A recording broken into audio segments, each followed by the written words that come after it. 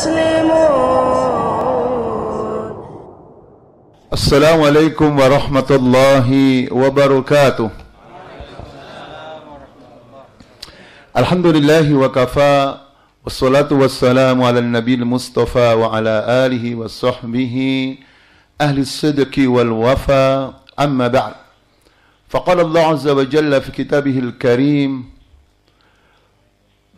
وإذ قالت أمة منهم لم تعدون قوما الله مهلكهم أو معذبهم عذابا شديدا قالوا معذرة إلى ربكم ولعلهم يتقون.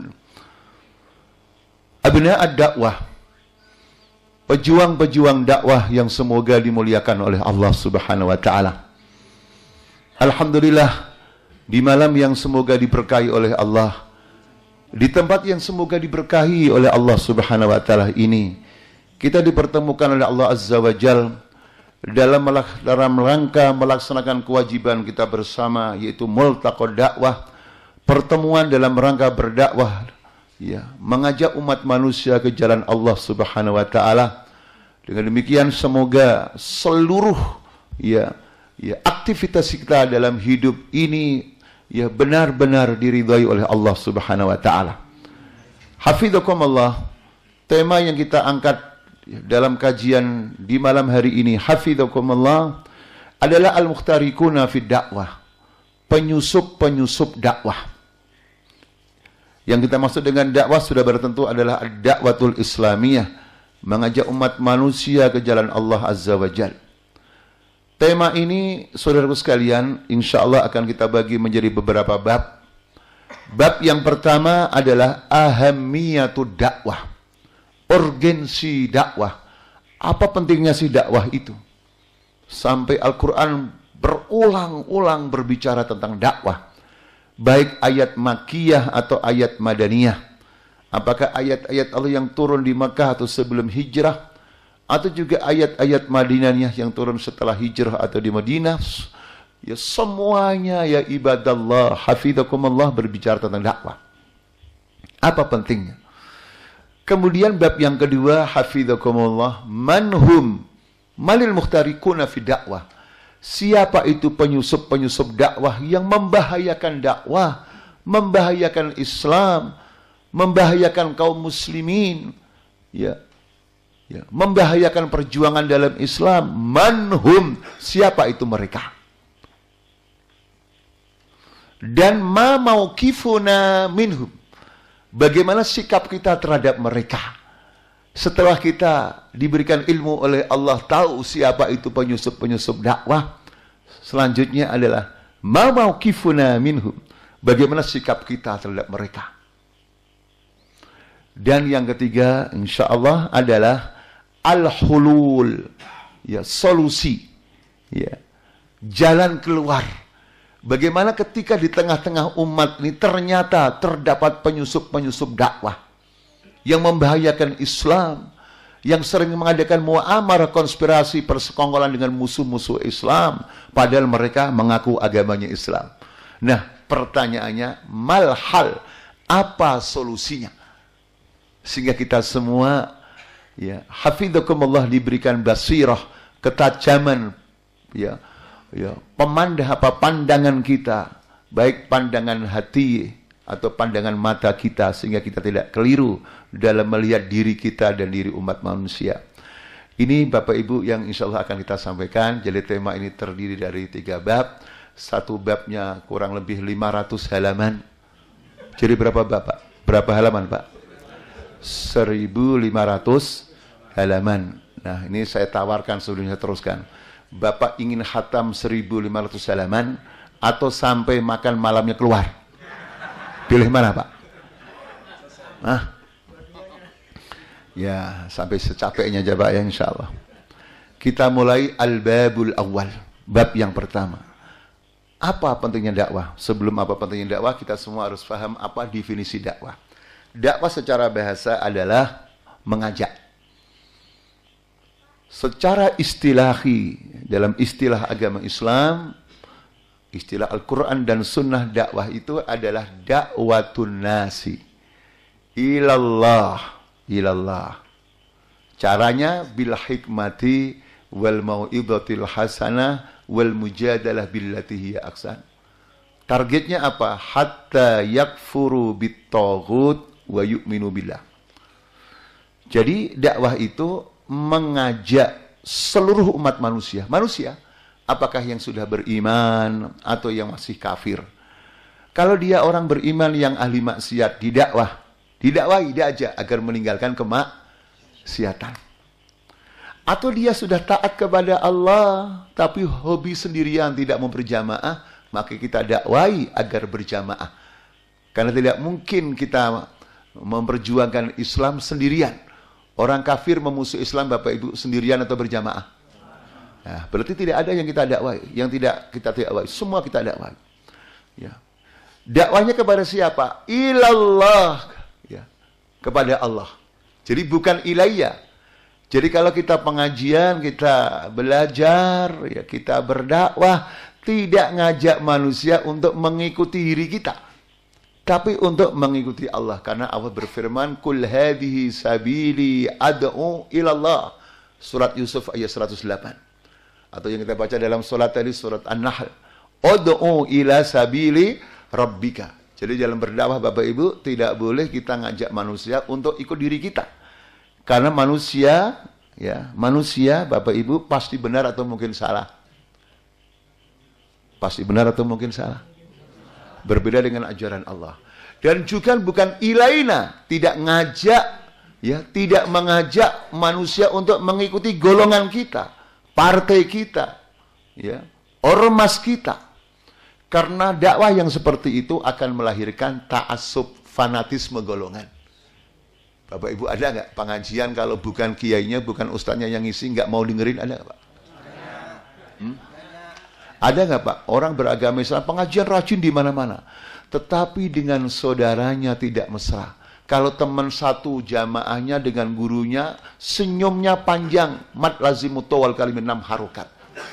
Tapi kalau bukan golongannya dikorupsi Pak, menjadi mat tobi'i 2 harokat. Ada nggak Pak?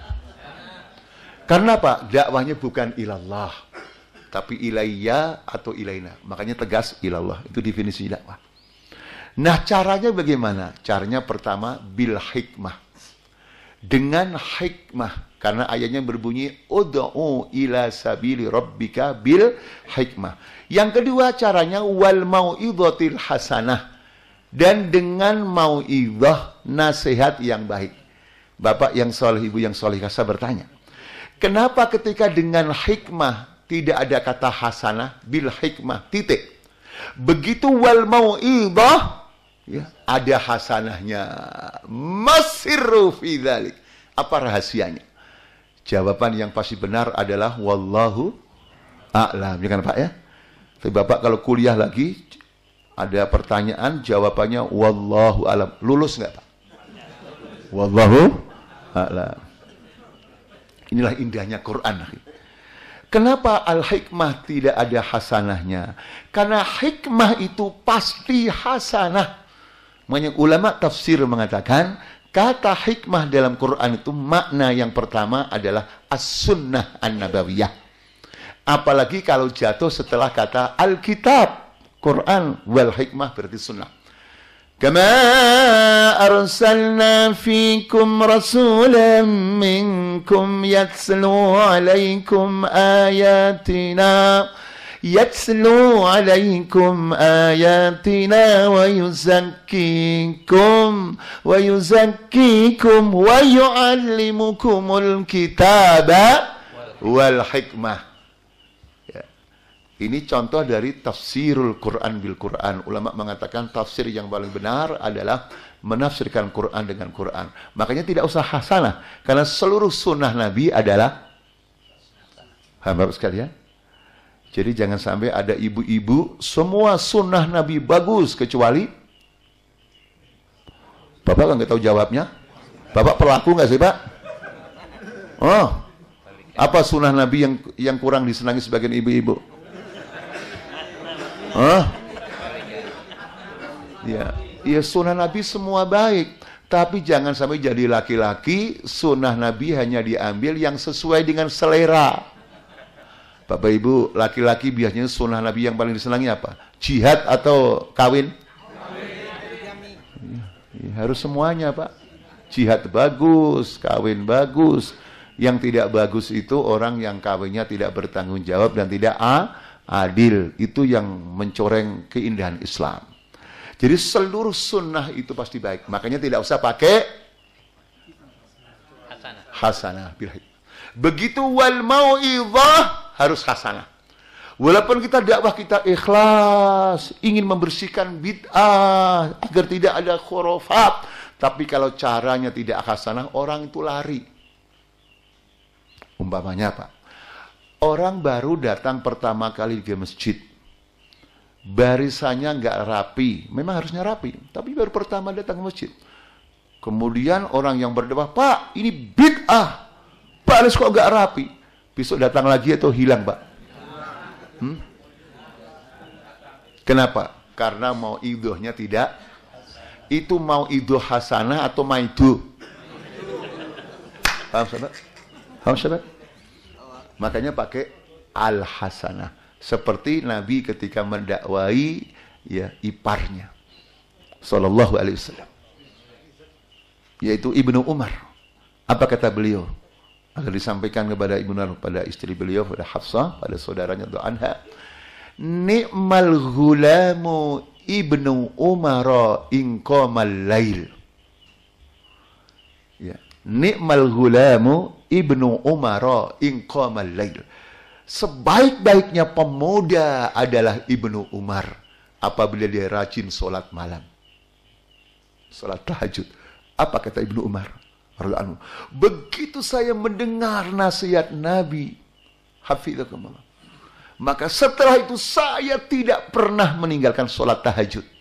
Bapak Ibu, kalau sholat tahajud yang sunnah jangan nggak ditinggalkan, apalagi yang karena indahnya apa tadi Pak? Nah, coba kalau seandainya orang mengatakan, Ibnu Umar, yang rajin doang qiyamul lail kamu anak Umar, ipar Nabi lagi, kok males begitu? Pak, hasilnya sama atau beda? Bapak Ibu, hasilnya sama atau beda? Padahal tujuannya sama nggak? Caranya berbeda. Jadi dakwah itu harus al-hasanah. Yang ketiga, wal jidal billati hiya ahsan, karena ayatnya berbunyi wajadilhum billati. Jadi kalau nasihat harus hasanah, tetapi kalau berdebat, berdiskusi tidak cukup hasanah, tapi harus ahsan, yang lebih baik lagi. Kenapa Bapak sekalian? Karena suasana debat, suasana diskusi itu biasanya orang ingin mendapatkan kebenaran atau ini orang inginnya menang. Pak, coba Pak, seandainya ya dalam suatu saat ada debat tentang harokah Islamnya, gerakan Islam. Semua harokah menampilkan ustadznya masing-masing. Pendukungnya juga datang semua, berdiskusi. Suasananya teduh, ingin mencari kebenaran atau ingin cari yang menang? Maka ketika berdiskusi tidak cukup baik, harus yang lebih. Masya Allah, mari kita lihat. Al-Imam Muhammad Ibnu Idris Asy-Syafi'i rahimahullah, ketika berdiskusi tentang masalah hukum, apa kata beliau? Ketika kita berdiskusi dengan teman-teman diskusi kita, saya berdoa kepada Allah agar kebenaran itu muncul dari lisan saudaraku. Bukan harus dari saya yang diterima. Allahu Akbar. Itulah salafun salih di dalam berdiskusi. Lagi Pak, kisah lagi. Ada orang tua mengikuti sunnah Nabi berjenggot. Karena jenggot sunnah Nabi SAW. Maka ketika ada orang menenteng-nenteng anjingnya, ya, dengan mengatakan, hei orang tua, anjing saya ini lebih mulia daripada jenggot kamu itu. Pak, itu kalau ada orang seperti itu, Bapak apakan Pak? Pak, halal darahnya menghina sunnah Nabi. Kan Pak? Lah, orang tua yang alim, yang hakim, yang bijak tadi mengatakan, Anda benar, Anda benar. Anda benar. Ya. Kalau seandainya saya berjenggot bukan karena Allah, tidak mengikuti sunnah Rasul, maka Anda benar, anjing kamu lebih baik daripada jenggot saya. Tapi wahai saudaraku, ketika saya berjenggot, karena saya mengikuti sunnah Rasulullah Sallallahu Alaihi Wasallam. Semoga jenggot saya lebih baik daripada anjing kamu. Pak, orang tersebut langsung bisa ngomong atau Pak? Coba kalau dilawan dengan kekerasan juga. Paham Pak? Inilah contoh-contoh jidal billati hiya ahsan. Allahu Akbar. Inilah kerja dakwah Pak. Nah, dengan cara dakwah seperti itu, apa targetnya? Kita mengajak manusia hatta yakfuru bitaghut, sehingga manusia mengkufuri, ingkar, tidak percaya kepada taghut, wa yu'minu billah, dan beriman kepada Allah. Bapak Ibu, kalau dakwah ini sampai kepada seluruh bangsa Indonesia, termasuk di Purbolinggo, wa ma adraka ma Purbolinggo, Pak. Kira-kira terjadi nggak peristiwa itu, Pak? Lah orang kok percaya kepada dukun? Di Purbolinggo atau di mana kemarin, Pak? Menggandakan uang. Pak, nggak usah pinter-pinter, sedikit aja ini otak jalan. Kalau si dukun itu bisa menggandakan uang, kira-kira uangnya sendiri atau uang orang lain? Ajib Rabbil Ka'bah. Inilah akal waladin, akal juga, agama juga enggak. Pak, yang tersesat seperti itu, yang tamatan SD atau yang sampai doktor juga? Di negara mana itu, Pak? Sebab ya, indahnya dakwah kan, Pak? Itulah dakwah, saudara sekalian. Selesai Pak ya, ini mukadimah baru definisi dakwah. Baru definisi udah berapa jam Pak ini Pak? Gimana nih? Nah, sekarang masuk kepada ahamiyatud dakwah. Apa urgensi dakwah? Dan ingat Bapak sekalian, dakwah jangan diartikan ceramah. Ceramah itu bagian kecil daripada dakwah. Bapak Ibu, mengajak orang itu harus ceramah saja atau bisa dengan akhlak? Bisa nggak Pak? Dengan mal, harta benda bisa nggak Pak? Dengan wewenang bisa nggak Pak? Dengan jabatan bisa nggak? Sehingga tidak ada lagi orang yang mengatakan, Ustaz, saya tidak punya potensi dakwah. Lah, seluruh umat Islam punya potensi dakwah. Yang harta dengan hartanya, yang jabatan dengan jabatannya, yang menulis dengan tulisannya, yang punya media dengan medianya, ya ibadallah. Allahu Akbar. Sehingga semua terlibat dalam kerja dakwah yang besar ini. Atau sering kita sebut dengan mega proyek Robban. Nah, masuk ke bab yang kedua. Ma ahamiyatud dakwah. Apa urgensi dakwah? Pertama sekali, dakwah adalah kerja yang paling mulia. Profesi yang paling mulia. Tidak ada orang yang lebih mulia daripada orang yang berdakwah. Mad dalil, mana dalilnya? Dalilnya surat Fussilat, surat 41 ya ibadallah. Hafidzakumullah ayat 33 ketika Allah berfirman, "Wa man ahsanu qawlan mimman da'a ila Allah wa 'amila shalihan wa qala innani minal muslimin." Saudaraku sekalian, siapa yang mengatakan, siapa yang lebih baik daripada orang berdakwah di jalan Allah? Yang mengatakan tadi siapa, Pak? Allah. Itu pasti benar atau mungkin benar? Pasti. Kalau kata calon gubernur, pasti benar atau mungkin?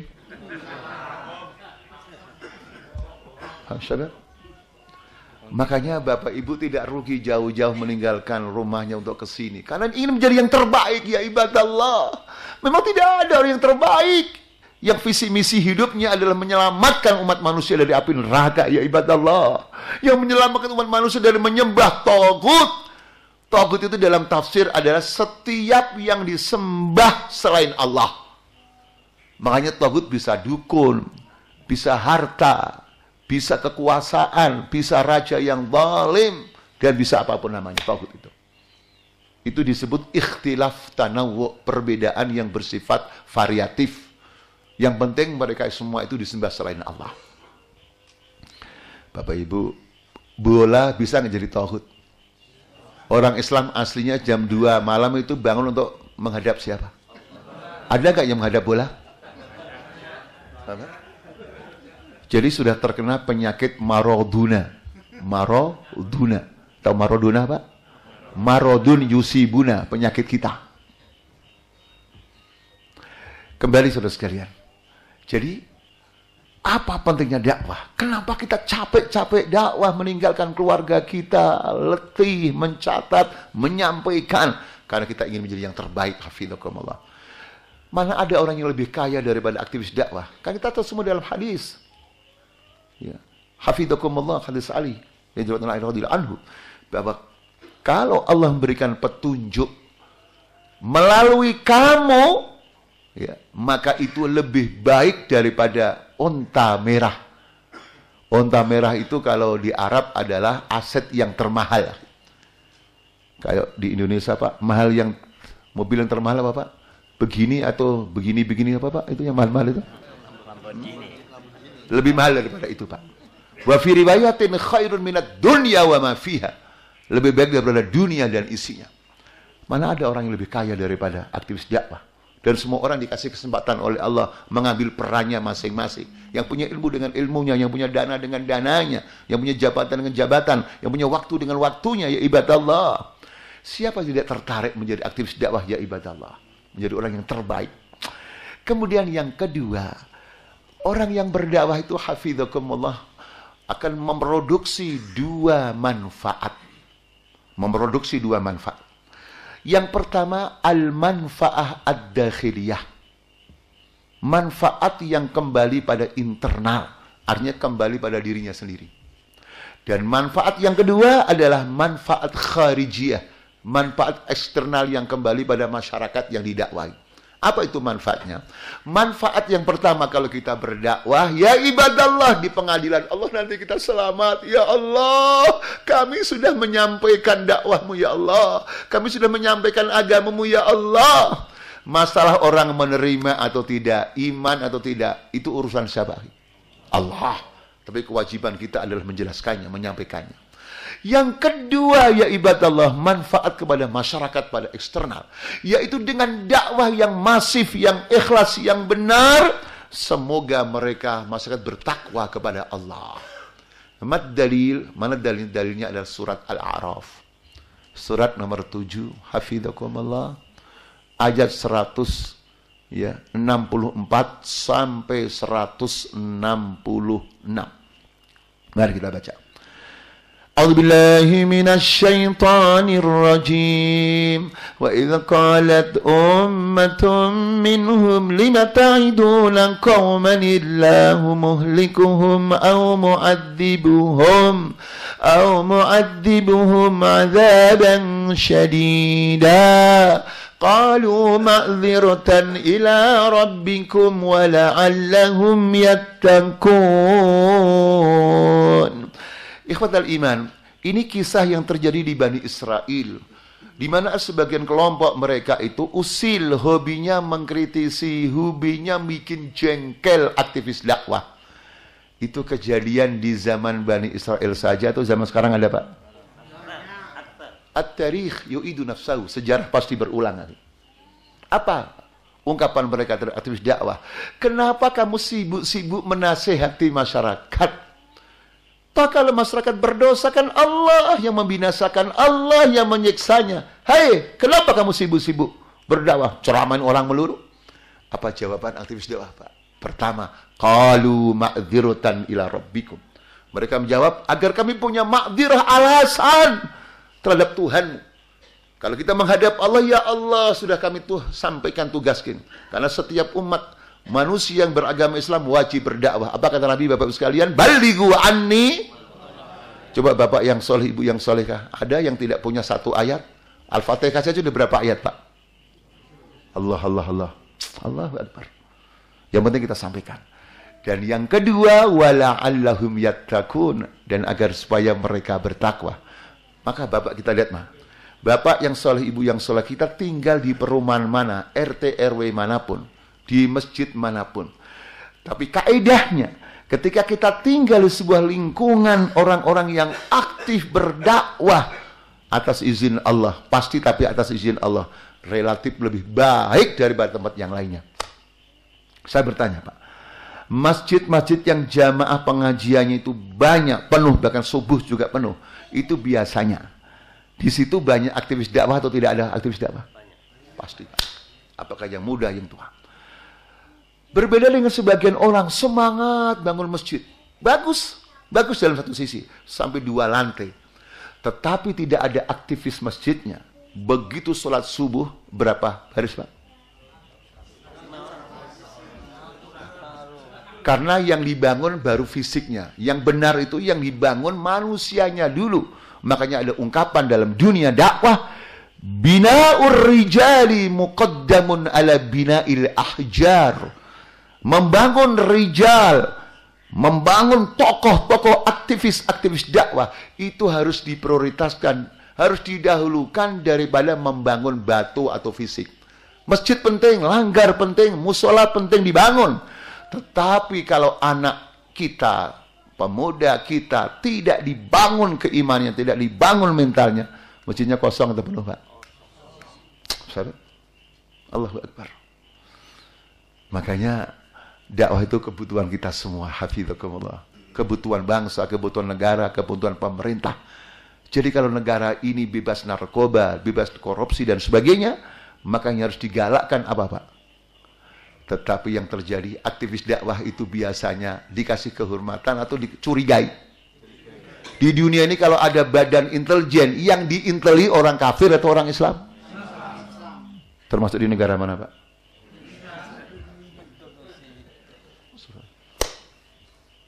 Nah, ini yang kedua.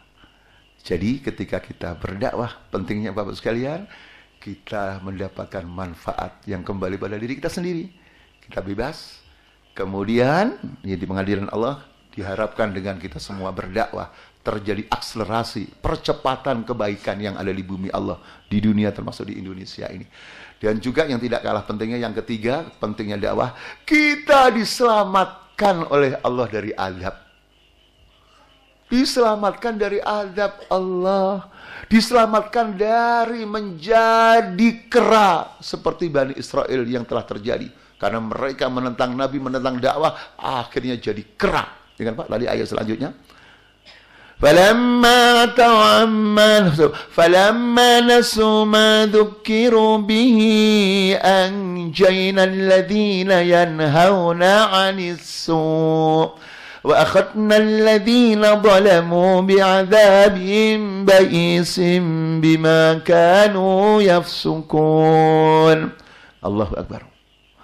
فَلَمَّا عَتَوْا عَمَّا نُهُوا عَنْهُ قُلْنَا لَهُمْ كُونُوا قِرَدَةً خَاسِئِينَ. Bangsa apa, Pak, yang jadi kera? Ulama tafsir mengatakan, apakah benar menjadi kera dia? Atau yang menjadi kera adalah jiwanya, mentalnya? Ulama al-muhakkikun, ulama setelah meneliti semua ya kajian-kajian mufassir itu, maka sebagian ulama mengatakan benar kedua-duanya.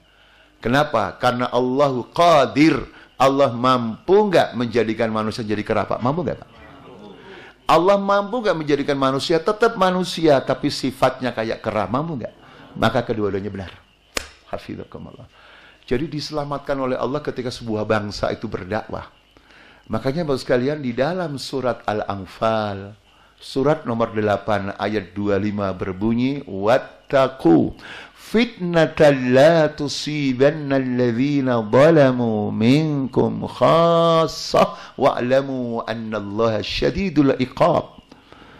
Takutlah kamu akan fitnah, ya, musibah, bencana yang tidak hanya menimpa orang-orang yang zalim di antara kalian saja. Bukan hanya yang zalim yang kena, tapi kena hampir seluruh masyarakat. Maka kapan itu terjadi? Orang baik-baik kok kena juga? Kapan? Ya. Rasulullah SAW bersabda, tafsir yang paling benar setelah tafsir Al-Quran bil Quran, yang kedua tafsir Al-Quran bis Sunnah. Di dalam hadis yang diriwayatkan oleh Abu Bakrin As-Siddiq radhiyallahu anhu, Nabi bersabda, "Idza ra'an nasu al-munkara wa la yughayyirunahu yushikullahu ayya ummahum bi'iqabi." Ini qaidatul haya, kaidah kehidupan yang tidak akan berubah, sekalian. Di negara manapun, di bumi Allah manapun, yaitu apabila masyarakat atau manusia melihat kemungkaran, pakai al di sini lil istighraq, Kemungkaran apapun, kemungkaran akidah, berupa perdukunan, kemungkaran politik, kemungkaran budaya, kemungkaran ekonomi, kemungkaran apapun namanya. Kok masyarakat diam, tidak merubahnya? Maka hampir-hampir Allah meratakan masyarakat semuanya dengan azabnya, siksanya. Bapak Ibu, peringatan Allah ini baru peringatan atau sudah terjadi? Nggak usah jauh-jauh Pak, dekat tempat saya mengajar. Makanya saya sering tidak akan lupa menyampaikan ini supaya saya dan kita semua diselamatkan oleh Allah. Saya ngajar di salah satu daerah di sana Pak, di Ciputat. Setelah rapat dosen saya baru tahu ternyata di Situ Gintung, wa ma adraka ma Situ Gintung. Bapak tahu kan? Pernah dikenal sama Situ Gintung? Yang jebol itu? Itu setiap Sabtu malam Minggu Pak. Kayak malam apa Pak? Kayak malam apa Pak? Kayak malam apa Pak? Maka beruntunglah kita sekarang ada di sini Pak ya. Enggak di Situ Gintung. Itu mudah-mudi apakah mahasiswa, mahasiswi, karyawan-karyawati setiap malam Bapak Ibu. Ya, di situ berduaan laki perempuan. Hanya bayar 3.500 pada periman. Sampai fajar sampai pagi. Sebelum saya teruskan Pak kisah ini karena ini rapat dosen. Saya bertanya, atau ada orang bertanya, Ustaz, jangan suudzon kan Ustaz. Laki perempuan kan tidak mesti berbuat seperti itu. Sekarang saya balik bertanya, laki perempuan bukan suami istri Pak. Berduaan di Situ Gintung sampai malam. Kira-kira Qiyamul Lail atau mau ngapain Pak? Pak, mau sholat tahajud? Mau jumrah akobah? Mau tawaf ifadah? Ini kan jelas majtama ar-rajulu wal mar'atu illa wa thalithuhuma syaitan. Udah jelas sabda Nabi pasti benar adanya. Dan apa terjadi Pak? Ketika masyarakat pada diam. Ketika terjadi jebol segitu saya bertanya. Yang kena siksanya cuma yang pacaran saja atau masyarakat setempat ada yang meninggal? Berapa ratus Pak yang meninggal waktu itu? Maka tidak boleh kita mendiamkan kemungkaran. Jangan sampai seorang muslim merasa pasti masuk surga, tapi hidupnya duduk manis, tenang, tidak peduli pada kemungkaran. Apalagi kemungkaran yang bernama menghujat Al-Quran. Jangan Pak, surat apa Pak yang lagi terkenal?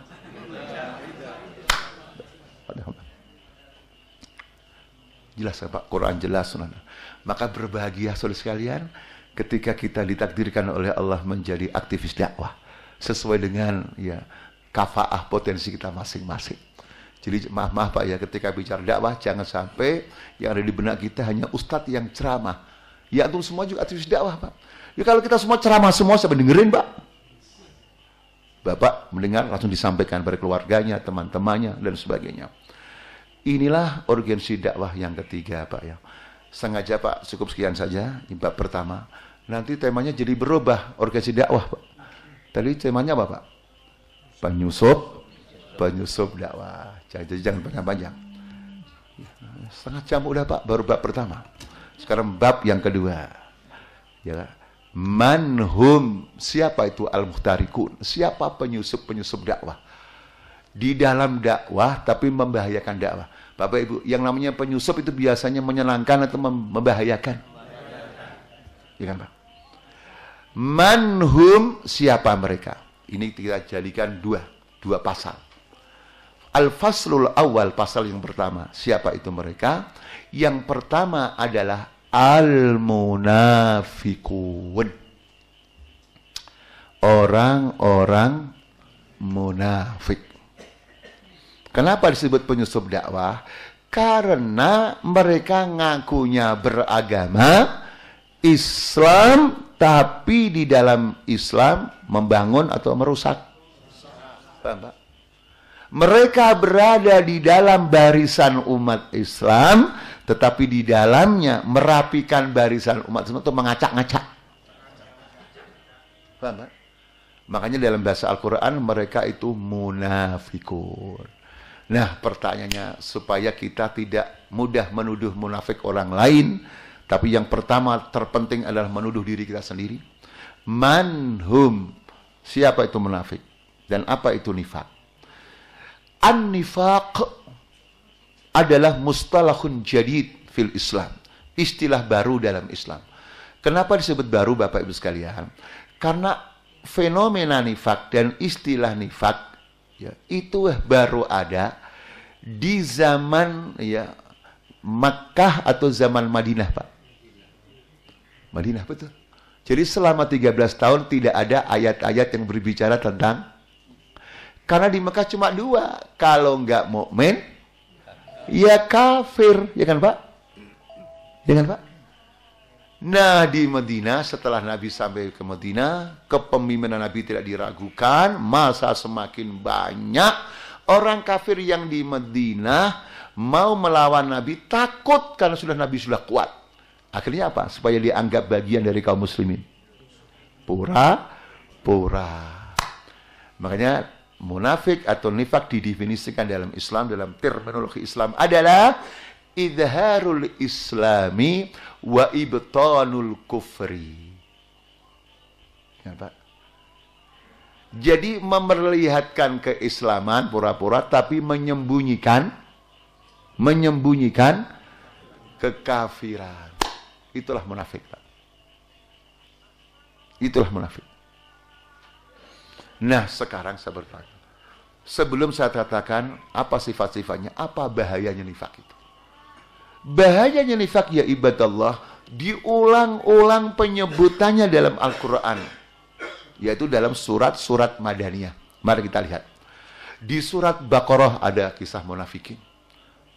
Di surat An-Nisa banyak. Di Al-Ma'idah banyak. Di Al-Anfal banyak. Di At-Taubah banyak. Di An-Nur banyak. Di Al-Ahzab banyak.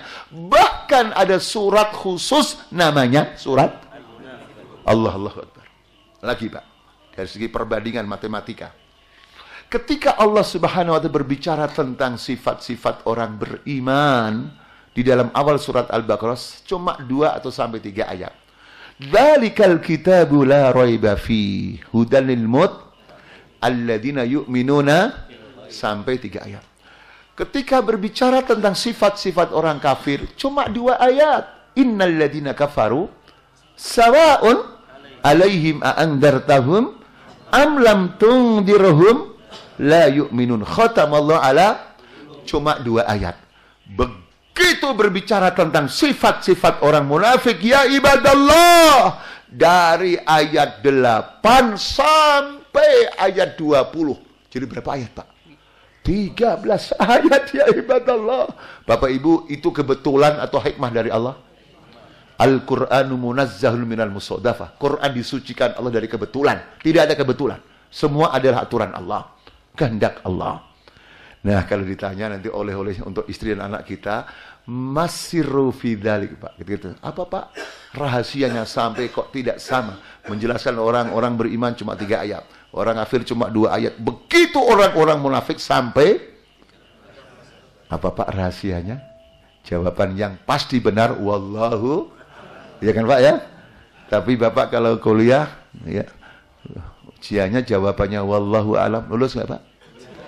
Wallahu a'lam. Saudara sekalian, sesuatu yang jelas itu butuh penjelasan yang panjang lebar atau cukup pendek? Sesuatu yang sudah jelas, perlu panjang atau pendek? Ya. Orang beriman jelas nggak? Orang kafir jelas nggak? Makanya cukup 2 ayat. Tapi orang munafik, bahasa Arabnya lancar, masanya banyak, titelnya banyak. Orang banyak terkesima nggak? Nah, makanya cara memahamkannya. Ya, saudaraku sekalian, hafizakumullah. Nah, nanti hafizakumullah. Ya, kita akan menjelaskan tentang sifat-sifatnya setelah tahu bahayanya. Dan bahayanya lagi, yang lebih bahaya lagi di akhirat, Allah berfirman, innal munafikina fid darkil asfali. Bapak Ibu, kalau ayat Quran berbicara tentang siksa orang-orang kafir, itu ada ayat seperti ini atau cuma finari saja?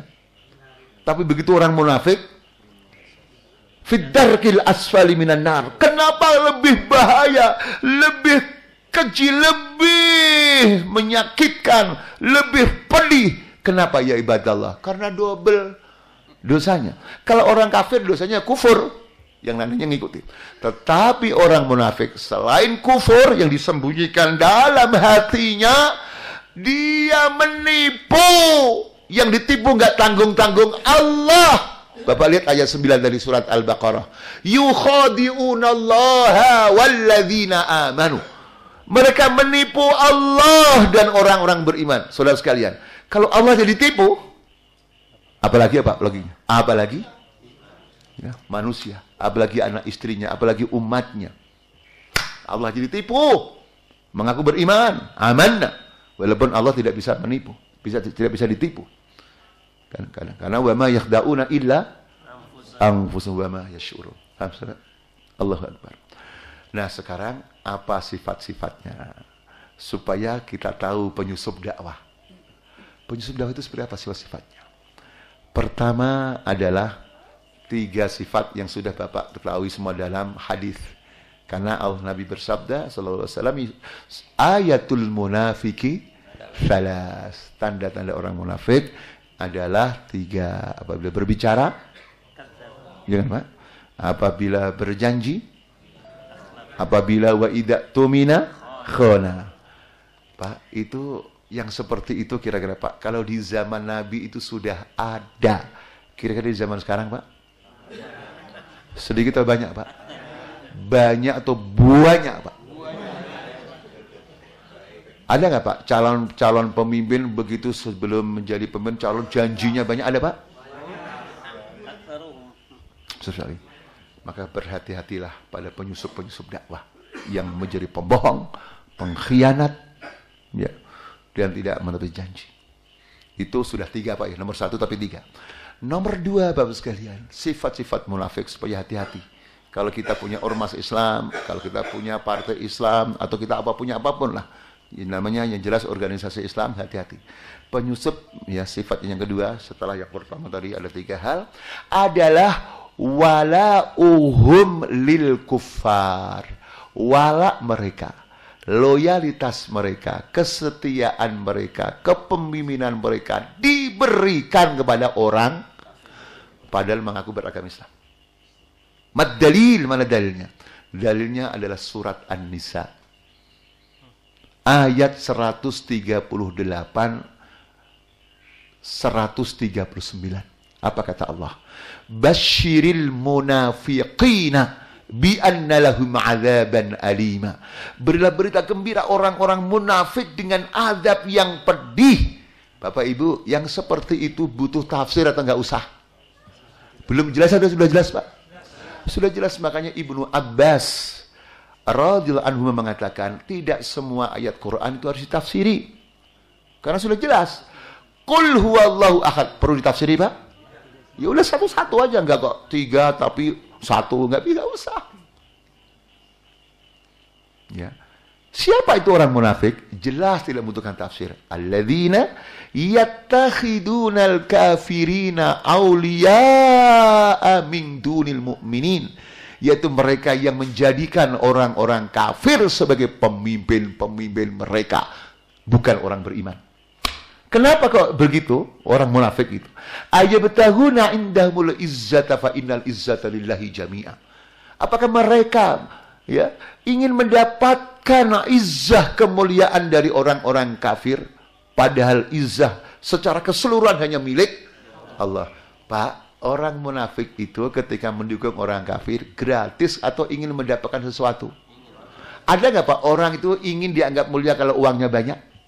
Ada nggak Pak? Ada nggak orang ingin mulia kalau dia diberikan jabatan? Padahal kemuliaan itu punya orang kafir atau punya Allah? Allah Ta'ala Pak. Itulah sebabnya kenapa munafik selalu menjadi antiknya orang kafir sepanjang masa. Pak, ayat tadi itu jelas atau membutuhkan tafsir, Pak? Jelas. Tidak semuanya ayat Quran membutuhkan tafsir. Kalau ada orang yang mengatakan tidak jelas, yang tidak jelas ayatnya atau kepalanya, Pak? Hah? Di kepalanya Pak yang nggak jelas. Hafidzakumullah. Kemudian hafidzakumullah yang ketiga, di antara sifat-sifat orang munafik yang menjadi penyusup dakwah itu, hafidzakumullah, adalah as-saddu an sabilillah. Jadi ciri-ciri orang munafik menghalang-halangi jalan Allah, menghalang-halangi Al-Quran dan Sunnah, menghalang-halangi kitab suci Al-Quran dan Sunnah Nabi Sallallahu Alaihi Wasallam. Mad dalil tadi yang kita baca dalam surat dalam surat Isra tadi atau surat Maghrib tadi, Bapak sekalian. Jadi ayat 60 itu berbicara juga sifat-sifat orang munafik yang percaya kepada Taghut. Ayat 61, orang munafik itu kalau kamu katakan, "Hei manusia, ya mari mengikuti Quran dan Sunnah, mengikuti firman Allah, mengikuti Rasulullah." Maka kata Allah, kamu lihat orang-orang munafik menghalang-halangi manusia agar tidak mengikuti kamu, wahai Rasulullah. Mari kita baca ayatnya, Pak, ya. Saya ulang lagi, tadi sudah kita baca dalam salat. Alam tara ilal ladzina yaz'umuna annahum amanu bima unzila ilaika wa ma unzila min qablik yuriduna an yatahakamu ila at-taghuti wa qad umiru an yakfuru bih wa yuridu asy-syaitanu an yudillahum dhalalan ba'ida wa idza qila lahum تعالوا إلى ما أنزل الله وإلى الرسول رأيت المنافقين يصدون عنك صدودا. Alam taro ilal ladina yaz'umun. Tidaklah kamu melihat, apakah dengan mata atau dengan mata hati, orang-orang yang mengira beriman. Bapak Ibu, mengira beriman itu beneran atau tidak beneran? Jadi mereka berhukum kepada Taghut, padahal mereka diperintahkan untuk kufur kepadanya, mengingkarinya. Itulah munafik. Dan apabila dikatakan pada mereka, "Ta'alu, mari mengikuti kitab suci yang Allah turunkan, mari mengikuti Rasulullah," apa kata Allah? "Ra'aital munafikin." Kamu lihat orang-orang munafik. Pak, butuh tafsir atau jelas? Enggak pakai isim dhamir, enggak isim mausul, langsung isim dhohir munafikin. Yasudduna, menghalang-halangi manusia, angka darimu. Sududa, dengan sebenar-benarnya menghalang-halangi. Pak, ada nggak di dunia ini mengaku beragama Islam terdepan menghalang-halangi syariat Islam? Ada, Pak? Mengaku beragama Islam anti jihad, anti amar ma'ruf nahi munkar, ada, Pak? Itulah penyusup-penyusup dakwah, Pak. Tanpa bermaksud kita menuduh orang, tidak boleh menuduh orang. Justru orang yang pertama tertuduh diri kita sendiri, Pak. Karena Umar bin Khattab takut munafik. Pada orang ahli masuk surga, datang kepada intelijen Nabi, "Ya Hudzaifah, daftar orang-orang munafik itu ada nama saya enggak?" Ya, Umar orang ahli surga, Pak, masih takut munafik, apalagi saya, ya ibadallah. Ibnu Abi Mulaikah rahimallah, Pak, ya, tokoh tabi'in mengatakan, "Adraktu 30 min ashabi Rasulillah sallallahu alaihi wasallam. Kulluhum yakhafuna minan nifaq." Aku jumpai 30 sahabat Nabi, semuanya takut nifak. Padahal di antara mereka ada ibunda kita Sayyidatuna Aisyah radhiyallahu anha, ada Ali radhiyallahu anhu, ada Anas orang yang ahli hadis. Itu semua takut nifak, apalagi saya, ya ibadallah. Jadi ceramah ini untuk diri kita. Ya, semoga juga berguna bagi kita semua agar waspada kepada orang-orang yang dianggap orang Islam, bahkan dianggap tokoh, tapi sifat-sifatnya tidak jauh dari apa yang disampaikan oleh Allah dalam Quran tadi. A'udzubillah min dzalik, sehingga umat tidak tertipu, ya ibadallah. Nah, saudaraku sekalian, selanjutnya pertanyaannya, ma mauqifuna minhum? Ya Ustaz, kalau ada orang seperti itu, atau ya akhi wa saudaraku, kalau ada orang yang seperti itu, bagaimana sikap kita? Sementara masyarakat menganggap orang alim, masyarakat menganggap tokoh. Bapak Ibu, umumnya masyarakat mengetahui kebenaran itu langsung Quran dan Sunnah atau mengikuti gurunya? Tidak semuanya orang mau belajar. Karena pikiran masyarakat itu yang tidak faham bagaimana mungkin munafik, bagaimana mungkin musuh Islam. Padahal bahasa Arabnya Gus. Padahal kalau sedikit saja berpikir, sedikit saja, gak usah banyak-banyak Pak. Sekarang saya bertanya Pak, kalau ukurannya pintar bahasa Arab, saya bertanya, bahasa Arab kita semua ini Pak, dengan bahasa Arabnya gembong munafik di zaman Nabi, lancar mana Pak? Pak, Bapak tahu kan Pak siapa tokoh munafik di zaman Nabi? Siapa Pak? Abdullah bin Ubay. Pak, itu kalau dites bahasa Arabnya lancar mana? Dengan kita, dengan mereka juga itu. Lancar mana Pak? Hah? Lihat dia nggak pernah kuliah lancar bahasa Arabnya Pak. Baru lahir aja udah bisa ngomong Arab Pak. Paham Pak? Sehingga orang supaya terbuka, kenapa harus sejelas seperti itu? Yang penting dia nyebut nama. Karena masih banyak masyarakat, apa mungkin orang disebut tokoh atau doktor atau siapapun kok munafik? Apakah mungkin? Kan begitu Pak loginya Pak. Lagi, kalau penampilan Pak, penampilan coba keren mana Pak? Maaf. Seandainya munafik di zaman Nabi ini masih hidup, siapa namanya tadi Pak? Datang ke Indonesia dikasih titel Profesor, Doktor, Kiai Haji Abdullah ibni Ubay ibni Salul, dibandingkan dijajar dengan Profesor, Doktor, Kiai Haji Agus, keren mana Pak? Pantas mana Pak? Abdullah bin Ubay. Pak, ini supaya orang paham. Jangan orang tertipu oleh nama, oleh titel, oleh kelancaran bahasa Arab. Coba Pak, bahasa Arab kita dengan bahasa Arabnya Abu Jahal lancar mana Pak? Kenapa harus diterangkan sejelas-jelasnya seperti ini? Karena masih banyak orang yang tertipu ya ibadallah. Hanya gelar-gelar dunia yang dibesarkan oleh media. Sementara media sebagian besar masih di tangan.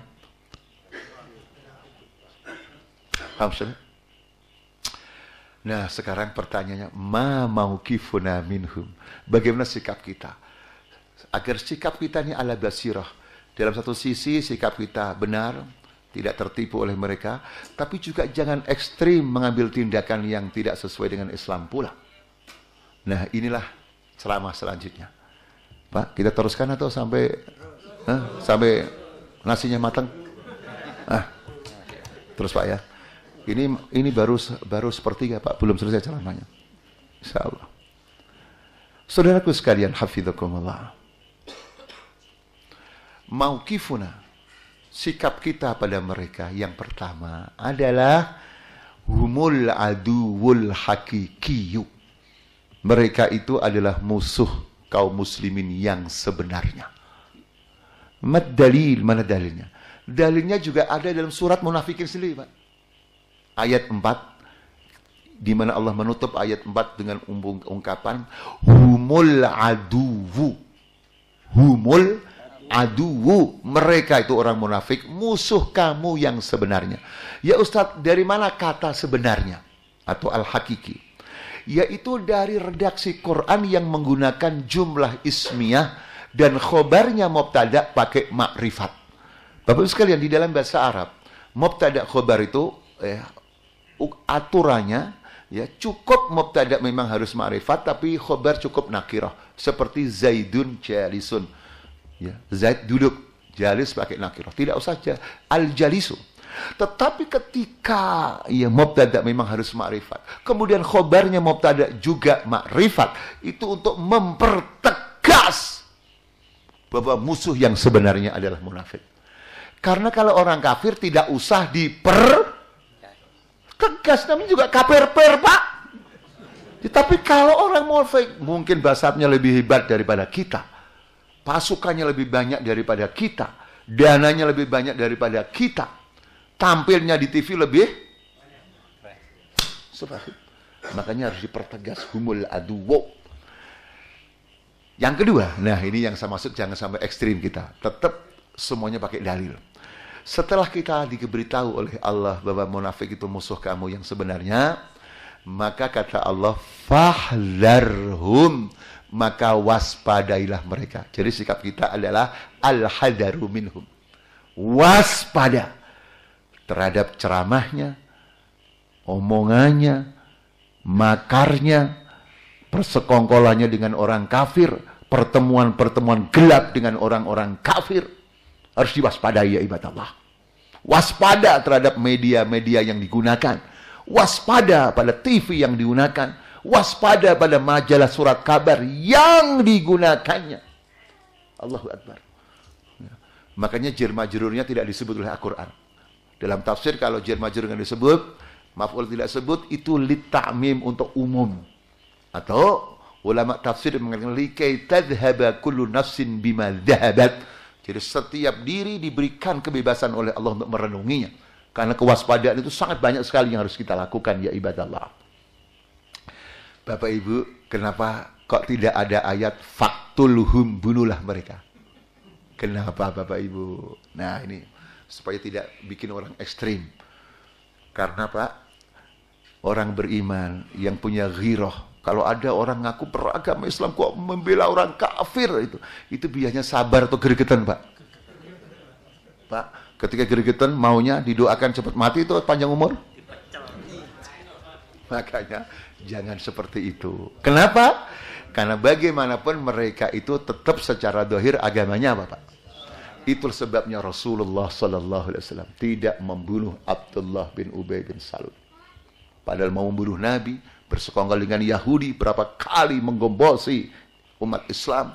Tetapi ketika anaknya sendiri yang sudah masuk Islam jadi sahabat Nabi, minta izin pada Rasulullah. Ya Rasulullah, izinkan saya biar saya yang membunuh bapak saya sendiri yang kafir itu.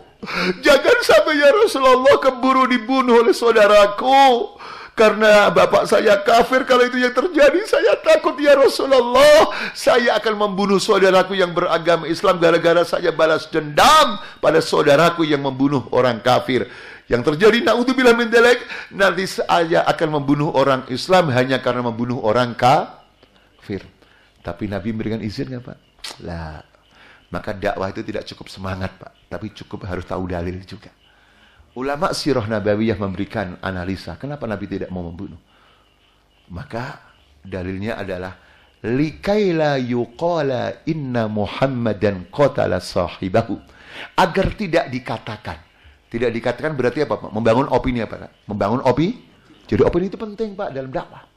Agar tidak dikatakan Muhammad tega-teganya membunuh temannya sendiri. Karena secara zahir agamanya apa Pak? Nabi pengajian datang nggak dia? Bahkan bangun apa? Bangun apa? Masjid. Walladzina takhadu masjidan diraran wa kufran wa tafriqan bainal mu'minin, untuk memecah belah umat Islam. Ya kan Pak ya? Jadi tetap kita harus sabar, kita waspada. Tetapi yang namanya manusia adalah manusia. Kira-kira ada nggak yang sabar? Kok nggak mati-mati dia ya? Ada nggak Pak seperti itu? Apa ayat selanjutnya? Serahkan pada Allah. Qatalahumullah. Biarkan Allah yang membunuhnya. Allah sendiri. Paham Pak ya? Ini sikap kita pada penyusup-penyusup dakwah yang masih mengaku beragama. Coba Pak kalau di antara mereka dibunuh, terjadi perang apa? Pak, munafik itu pengikutnya sedikit atau banyak? Bahaya. Cukup diwaspadai. Kemudian selanjutnya yang ketiga atau keempat adalah ya al-jihadu, berjihad melawan mereka. Mad dalil, dalilnya surat At-Tahrim ayat 9. Karena Allah berfirman, ya ayyuhan nabiyyu jahidil kuffara wal munafikin waghlud alaihim. Hai Nabi, berjihadlah, perangilah itu orang-orang kafir dan orang munafik, dan berlaku keraslah pada mereka. Jadi Quran itu tidak ada kontradiksi. Ketika bicara tentang jihad, ya harus keras. Tapi begitu bicara tentang dakwah, harus lemah. Tidak ada kontradiksi antara ayat dengan ayat. Tinggal kita harus tahu di mana letaknya ayat ini difahami. Bapak sekalian, kenapa orang kafir dan orang munafik dikumpulkan oleh Allah dalam satu ayat? Wawu, ya, jahidil kuffara wal munafikin. Berarti kalau wawu itu kan limutlaqil jam'i, berarti ada kesamaan. Sama apa? Sama-sama memerangi kaum Tapi wawu itu lil mughayarah, beda. Apa bedanya? Bedanya hanyalah pembagian tugas. Orang kafir memerangi kaum muslimin dari luar, orang munafik memerangi Islam dari. Maka musuh dalam selimut lebih berbahaya. Allahu Akbar. Nah, Cuma sebagian ulama ada yang menafsirkan. Di antaranya Al-Imam At-Tabari rahimahullah, Syekhul Mufassirin, guru besar dari para ulama tafsir. Beliau mengatakan, perang melawan orang kafir adalah perang senjata. Perang melawan orang munafik adalah perang menggunakan hujjah, argumentasi. Tapi bukan tafsir satu-satunya Pak ini. Ini tafsirannya At-Tabari. Tafsir yang lainnya adalah, ya selama mereka memerangi Islam, ya kita perangi. Mereka memerangi dengan media, kita lawan dengan, ya kan Pak? Mereka memerangi kaum muslimin dengan opini, kita lawan. Tapi kalau orang munafik sudah ada di barisan orang-orang kafir, perang, membunuh kaum muslimin, berarti apa? Saya bertanya Pak, di zaman Belanda menguasai Indonesia, kira-kira ada nggak orang munafik? Belanda sampai menjajah Indonesia 350 tahun. Itu karena Belanda kuat, tentaranya banyak, atau antek-anteknya yang banyak? Ya Pak? Alhamdulillah saya diberikan kesempatan oleh ceramah di Belanda cuma 2 kali. Saya berpikir merenung negara sekecil ini kok bisa menjajah Indonesia 350 tahun. Apa yang terjadi? Ternyata pakar sejarah mengatakan jumlah Belanda cuma sedikit, yang banyak siapa Pak? Itu terjadi zaman dulu aja, tapi bisa terjadi zaman sekarang juga. Hafidzakumullah. Saudaraku yang saya cintai karena Allah Subhanahu wa taala. Yang kedua, pasal yang kedua, siapa lagi penyusup dakwah itu? Supaya kita tidak hanya melihat orang munafik. Yang kedua adalah an-naf'iyun. An-naf'iyun. Orang-orang Islam yang terkena penyakit naf'i. Penyakit kepentingan, Pak. Demi kepentingan harta, kepentingan ketenaran, kepentingan politik, rela-relanya dia menjadi munafik, berpihak pada orang kafir. Sehingga menjadi penyusup dakwah. Ada nggak kira-kira Pak?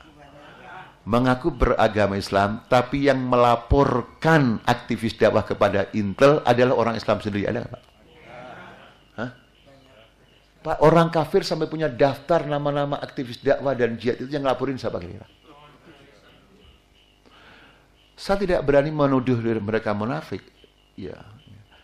Tetapi kena penyakit naf'i, dan penyakit naf'i oportunis itu ya penyakitnya orang munafik, dan juga walladzina fi qulubihim marad, dan orang-orang yang dalam hatinya ada penyakit, termasuk sakit tadi, penyakit macam-macam, Pak ya. Itu Pak.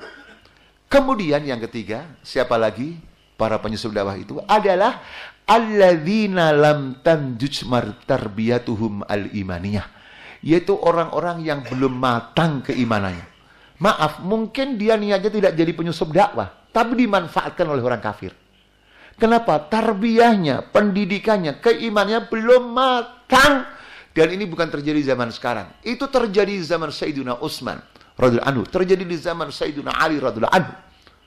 Bapak sekalian, saya bertanya, siapa yang membunuh Utsman, yang membunuh Ali? Orang kafir, Pak? Ya memang di luarnya otaknya orang kafir, tapi siapa yang bunuh? Orang-orang dari Mesir, dari yang baru masuk Islam. Mereka dari Mesir, mereka dari Persia, dari Iran, yang keislamannya baru, belum tersibrah, belum matang pembinaannya. Hafidzakumullah, ketika ada masalah internal umat Islam, cara-cara yang digunakan, cara jahiliyahnya masa lalu. Ketika masih menjadi orang-orang Persia, menyembah api. Ketika dulunya menjadi pengikut Romawi, agama ahli kitab. Dan itu digunakan untuk menyelesaikan permasalahan. Dan mereka mayoritas. Karena mereka itu banyak. Sehingga sebaik-baiknya sahabat, ketika sudah gelombang demo sekian banyak dan mereka orang-orang yang mentah, maka menjadi penyusup dalam jamaah muslimah. Akhirnya Khalifah Nabi, ya, Sallallahu Alaihi Wasallam, setelah Abu Bakar Umar meninggal dunia di tangan dan juga Ali radhiyallahu anhu. Makanya yang bahaya seperti itu, akhi. Bapak Ibu, maaf saja. Zaman sekarang ini, semoga kita dijaga oleh Allah, Pak ya. Mudah nggak orang kafir nyewa preman untuk membunuh aktivis dakwah? Mudah nggak kalau nggak dilindungi oleh Allah? Dibayar berapa kira-kira, Pak? Dan preman kalau kita tanya agamanya apa? Belum tentu maksudnya memerangi Islam, belum tentu. Tetapi bisa karena belum matang. Makanya jamaah apapun, ormas apapun harus ditingkatkan kualitas tarbiyahnya. Terakhir bab yang ketiga, saudara sekalian. Selama Pak ya. Ya, nanti pertanyaannya banyak Pak ya. Adalah hafidzakumullah al-khulul. Bab yang ketiga setelah kita mengetahui urgensi dakwah dan siapa penyusup dakwah, hafidzakumullah, dan sikap kita sudah kita ketahui, hafidzakumullah. Sekarang malhal, bagaimana solusinya? Pertama adalah at-tau'iyatul islamiyatus sahihah al-mustamirrah asyamilah. Jadi harus mengadakan penyadaran Islam, pencerahan Islam. Pertama harus benar. Jangan sampai kita mencari solusi sumbernya bukan dari Islam malah. Ya udah. Harus dari Islam, dari Quran dan Sunnah, sirah nabawiyah, ditambah pengalaman dari salafun saleh, orang-orang yang saleh. Kemudian yang kedua, ini yang kedua masih nomor 1 Pak ya, adalah ya asyamilah, yang menyeluruh. Jadi kalau mengajarkan Islam ya semuanya. Jangan mengajarkan Islam hanya fikih saja. Walaupun fikih penting. Ya fikul ahkam, ya fikih dakwah, ya fikih aulawiyat, fikih muwazana, ya akidah, ya tafsir, ya hadis, ya usul fikih. Ya. Semua harus dipelajari ya ibadallah. Karena Islam itu syamil. Udkhulu fis silmi kafah. Karena mengajarkan Islam yang sepotong-sepotong akan melahirkan manusia yang sepotong-sepotong. Karena tidak utuh.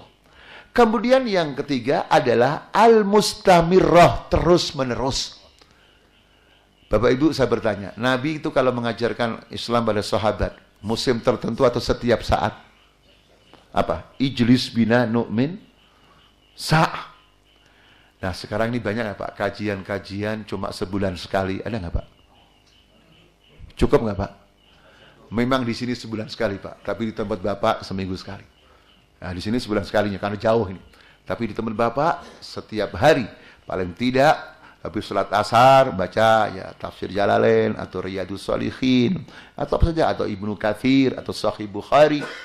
Ya. Kalau ceramah seperti ini kan hanya menyemangati saja Pak. Datanya berapa Pak? Bulan sekali Pak. Jadi Jakarta aja menyemangati aja Pak. Tapi yang menjadikan orang faham ya guru kita. Yang kita harus mulazamah, berinteraksi terus menerus. Karena memang untuk menjaga akidah umat itu mulazamah. Tidak cukup tablik ceramah yang sebulan sekali nggak cukup. Harus mulazamah. Sehingga setiap pertanyaan tanya pada imamnya, tanya pada gurunya. Makanya harus mustamirrah. Terus menerus. Sementara ada waktu sebagian bangsa maunya bukan terus-menerus, tapi mempunyai penyakit musiman. Pak, bangsa di dunia ini ada yang senang baca Quran, tapi bacanya malam tertentu, ada nggak Pak? Yang dibaca surat tertentu, ada nggak Pak? Surat apa Pak? Surat Al-Ma'idahnya dibaca nggak? Yang baca malah orang kafir Pak. Sibah Pak. Itu Pak ya. Nah, dan yang kedua, terakhir cuma yang kedua adalah ya taswiyatul jamaah al-muslimah. Ya. Ya. Minal muhtariqin, membersihkan ya setiap jamaah umat Islam itu dari penyusup-penyusup. Artinya apa, Pak? Jangan sampai penyusup-penyusup itu diberikan kesempatan untuk masuk dengan mudah. Makanya dalam Al-Quran, Pak, dalam surat At-Taubah, tidak otomatis kalau hafidzakumullah mengaku beragama Islam kemudian menjadi pengurus atau menjadi struktur. Lah, Bapak lihat aja dalam surat Al-Baqarah, At-Taubah surat 9 itu. Ayat 6, ayat 11 itu sama. Jadi kalau ada orang kafir sudah masuk Islam, fa intabu wa aqamus shalah wa atawuz zakah, yang pertama fa khallu sabilahum. Jadi kalau mereka sudah tobat, mendirikan sholat, bayar zakat, maka bebaskan mereka. Enggak langsung angkatlah dia jadi pengurus. Lah. Nanti dulu kita lihat perkembangannya selama sekian tahun. Nah, dalam ayat 11 lain penutupnya, Pak. Fa in tabu wa aqamus shalah wa atawuz zakah fa ikhwanukum fiddin, meningkat jadi ikhwan udah. Karena sudah terbukti walaknya pada Islam. Ini orang ngerti tidak, Pak? Partai baru dibangun, menyusup ke situ. Ormas Islam dibangun, orang bisa loncat, yang penting bayar sekian miliar jadi ketua. Pak, ini ngarang-ngarang itu terjadi, Pak. Yang ngasih tahu saya adalah orang dalam sendiri. Ya. Terpilihnya seseorang dalam sebuah ormas Islam itu tidak mulus, tapi Pak, dulu banyak orang mengaku madhabnya Syafi'i rahimallah. Tapi sebagian orang sudah ada yang berubah, na'udzubillah, semoga kita diselamatkan oleh Allah. Berubah menjadi madhabnya madhab real, Pak. Realistis. Saya mendengar dari seorang yang menjadi teman mereka, ketika dia nasihati, Kang, kowe iku kan cah santri kok ngono sih, ngawur piye sih? Kamu jangan terlalu ideal. Kita ini hidup di Jakarta, punya istri, punya anak. Kalau tidak begini makan apa? Kita ini harus realistis. Padahal uangnya bukan real, Pak, dolaristis. Pak, maaf, yang ngasih berita seperti kita ngarang-ngarang nuduh atau pengakuan, Pak. Pengakuan, Pak. Kita nggak boleh nuduh. Makanya kita semua juga harus ikhlas dalam berdakwah. Jangan karena real, jangan karena dolar, ya ibadah Allah. Karena itu, na'udzubillah, kita juga bisa dimanfaatkan musuh-musuh Islam untuk merusak dakwah kita sendiri. Hafizakumullah. Makanya jamaah harus dibersihkan daripada itu. Hafizakumullah. Dan apa sarananya mereka menyusup itu? Tidak semuanya dengan TV, Pak. Menyusup yang pertama melalui al-muassasat atau al-munazzamat al-islamiyah, melalui ormas-ormas Islam. Bapak Ibu, saya bertanya, mereka itu menjadi ketua ormas Islam ujuk-ujuk atau dipersiapkan? Pertama. Yang kedua, melalui al-muassasat, yayasan-yayasan, baik yayasan pendidikan yang bernama perguruan tinggi atau yang lainnya. Bapak, saya bertanya, seorang mengaku beragama Islam, dapat doktor dari orang kafir, ya, tesisnya atau yang lainnya, hafizakumullah, harus menghujat Islam. Itu dapat doktor kira-kira gratis atau enggak? Gratis atau harus ada dibayar ketika pulang ke negaranya? Menyampaikan qala Allah, qala Rasul, atau qala mereka? Muncullah semua agama, muncullah boleh kawin lintas. Kawin kok lintas agama, lintas provinsi nggak apa-apa masih. Muncullah daripada pemimpin Islam yang zalim, mendingan pemimpin non-muslim yang adil. Bapak-bapak, ibu-ibu yang senang umrah, bapak ibu kalau umrah, pilih mana? Naik pesawat, pilotnya non-muslim, tapi ahli. Yang satu, pesawat, supirnya, pilotnya muslim, tapi tidak ahli, Bu. Pilih yang mana? Bapak Ibu, yang salah Qur'annya atau kepalanya yang salah? Contohnya atau Islamnya? Kenapa contohnya bukan orang kafir yang gila, yang mabuk-mabukan? Pilih mana dengan orang muslim yang bersih, yang pintar? Kenapa contohnya bukan yang itu? Selalu asal yang Islam zalim, yang Islam tidak ahli. Akhi, itu yang ngajari siapa kira-kira, akhi? Makanya ulama besar mengatakan mereka itu bukan tulabul gharb, bukan muridnya orang barat. Karena kalau murid mahasiswa itu qad yunakishuna asatidahum. Yang namanya murid bisa juga berdiskusi dengan gurunya. Pak, murid itu apakah selamanya nurut atau bisa diskusi juga? Bertanya gak, Pak? Tapi hum ubadul gharb, mereka penyembah barat. Apa yang dikatakan itu seolah pasti benar. Yang selalu dikritisi, Pak, Quran dan Sunnah atau kata profesornya? Pak, yang selalu dikritisi mereka itu Quran dan Sunnah atau gurunya? Gurunya yang kafir pun nggak pernah dikritisi. Quran Sunnah, contoh lah, Pak, waris katanya. Coba saudara sekalian, adil nggak itu Islam? Orang perempuan dari Wonogiri jualan di Jakarta, jual jamu nih mas. Ya, nanti kalau bapaknya meninggal dapat satu bagian. Sementara saudara laki-lakinya main layang-layangan, main burung di Wonogiri tidak kerja. Nanti bapaknya mati dapat. Adil nggak itu? Saya bertanya.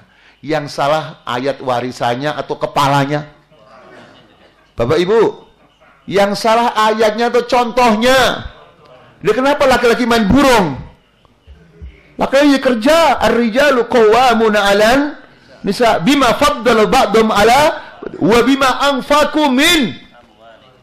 Kenapa laki-laki Islam dicontohkan main burung? Lagi kenapa? Enggak adil katanya. Perempuan lemah dapat satu bagian. Iya kan Pak?